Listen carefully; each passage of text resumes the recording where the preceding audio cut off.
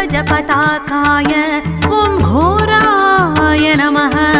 ॐ चित्ररथाय नमः ॐ शिखिने नमः महासुराय महोरगाय महासुराय महोरगाय ॐ तेजुग्रहाय लम्बदेहाय घनवर्णाय नवमग्रहकाय लम्बदेहाय घनवर्णाय नवमग्रहकाय नवमग्रहकाय नवमग्रहकाय